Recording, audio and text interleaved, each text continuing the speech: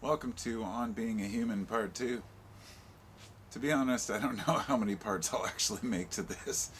It was going to be a one part just chat, and then I decided that I wanted to add a few different facets to it, and then I ran out of space on my SD card, and, first world problems, running out of space, running out of battery. Being able to document my thoughts is priceless. Being able to share these things with you all, I always feel very humbled by it.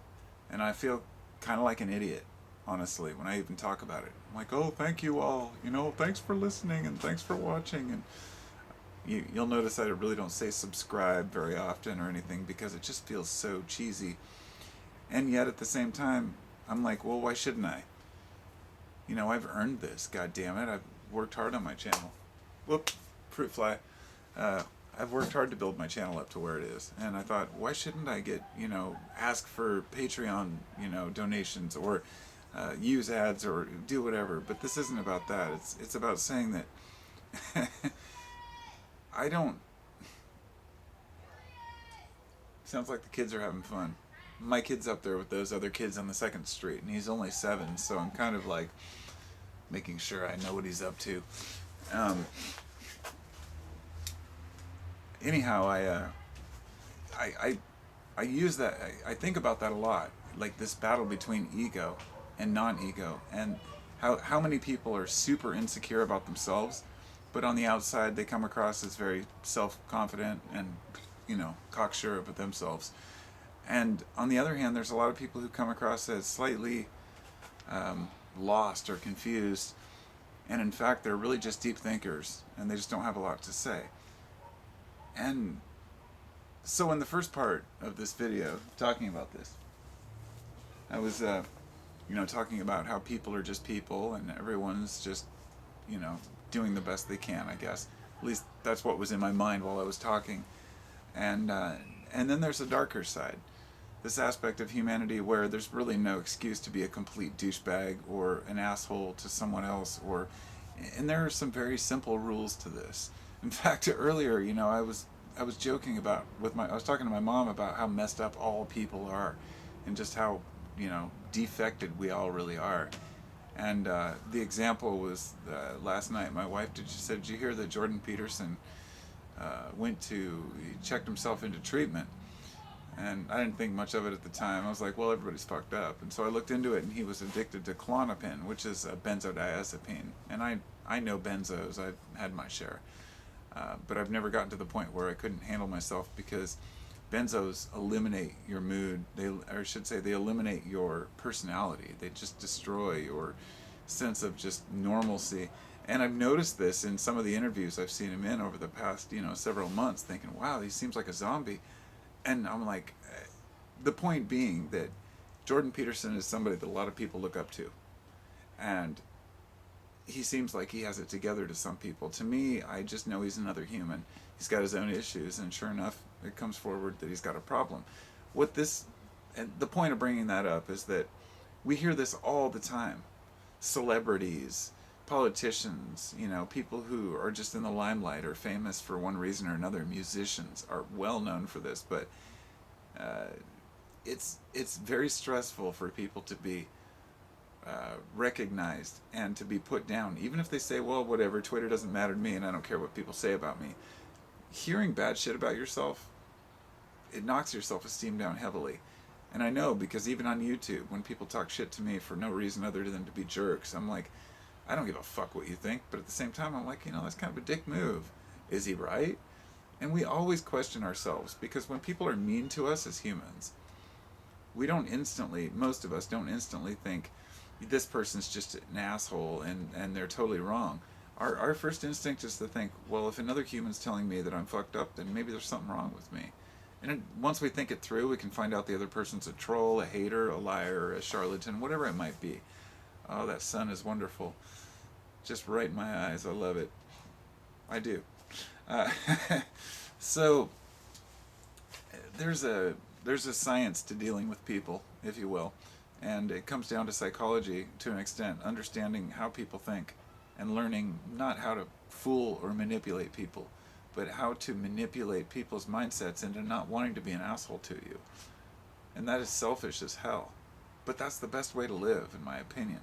You don't want people to be a jerk. And sometimes when people are, we fight back. We instantly like react to it. Reactionary. That's what we are as a society now. We're a reactionary society. Everybody's slighting us. Everybody's somehow putting us down, or they're trying to screw us over, or they're trying to get rights for somebody who doesn't deserve rights, or they're trying to take our rights away. And all this, as I've said in the past, is caused by the media. It's just all a big frenzy. The reality is, when you go to the store and you walk around, you think most people seem pretty normal. But that's just the point. Underneath, we're all fucked up. We're all confused. We're all deluded to one extent or another. And you come together at, say, a festival or a concert or an event, a Grateful Dead show, whatever it might be, and everyone looks each other in the eye and says, dude, I know your pain, and I know your pleasure, and I understand that we're all in this together. And you dance around to the music, and it seems so simple. It really is. If you look back through history, all of our ancestors, how did they deal with their angst and their stresses, and how did they cope with hoping for a better future? Sure, it may seem silly to just pray away your problems, but it's not just that. Rain dances, ceremonies, hanging out and dancing around a fire, all these things are more than just the intention you're setting, which is a huge part of life, but it's hope. And a lot of people may demean hope. They may think, oh, well, whatever, we're hopeless, or this is hopeless, life is hopeless, humanity is hopeless. But you know what? The story of Pandora's box never went away. And people hear about Pandora all the time, but if you don't know the story completely, it's pretty simple. Pandora was told not to open this box. She opened it anyway. That's the human curiosity. You can't avoid it. When she opened the box, all the worst things of the world came forward. And she was devastated by the fact she'd unleashed this, hate and anger and thievery among throughout the world. And then she went back and looked in the box. And you know what was left in the very bottom?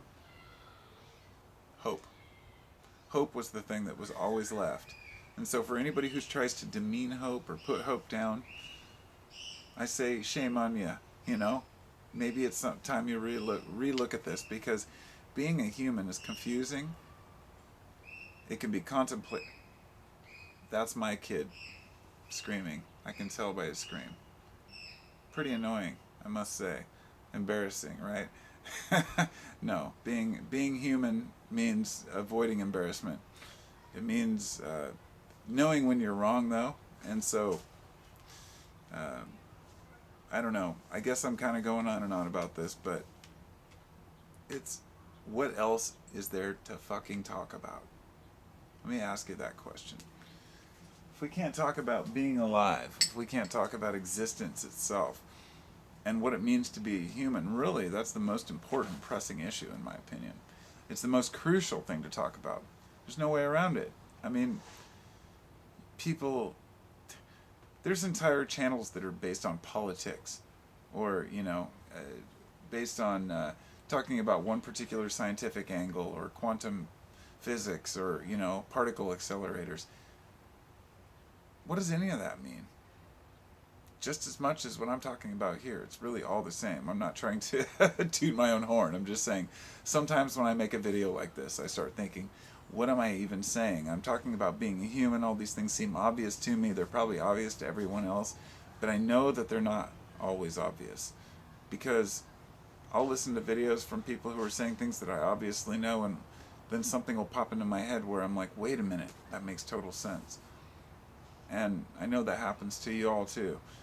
Not just from my videos, but just being alive in general. The more people we interact with, the more insight we kind of have into where we're coming from and where we're going. For what it's worth. So I don't know what the answers to life are. It looks like my camera is only at 9 minutes. I'm doing pretty good for a carpet video. Usually I just go on and on and on.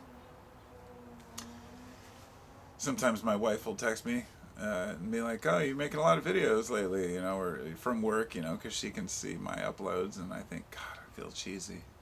I'm uploading videos when I could be doing something else. and then I decide I'm not going to upload videos for a while. I'm going to, do other things or work on a bigger project. I'm going to work on my opioid paper, and I just never end up doing it.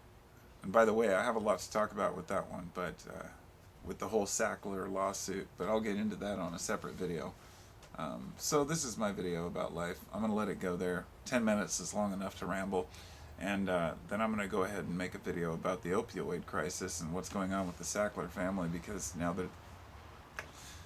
that they're getting their asses sued, it's something worth talking about again.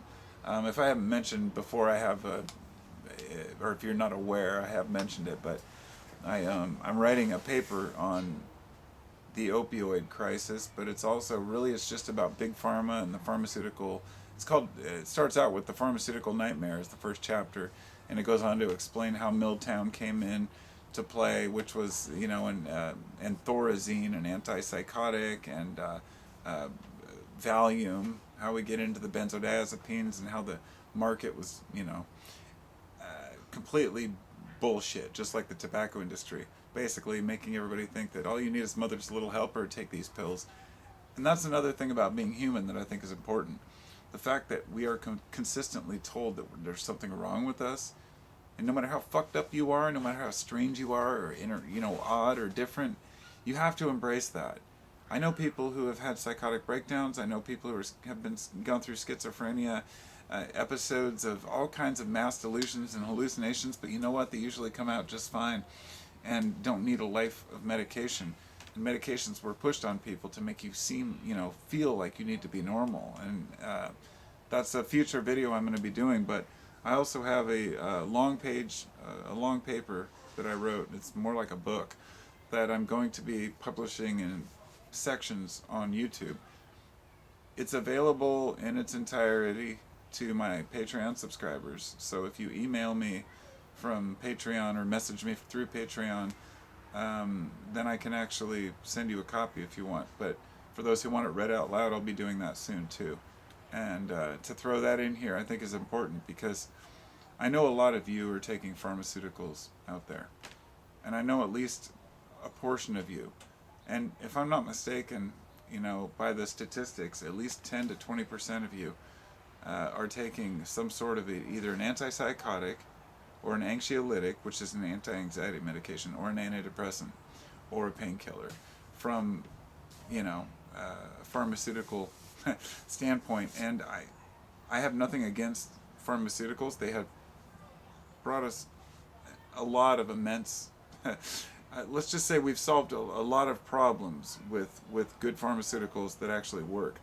But when we have the price of, say, even insulin. The price of insulin, I believe, has gone up 5 to 10 times since 1990s.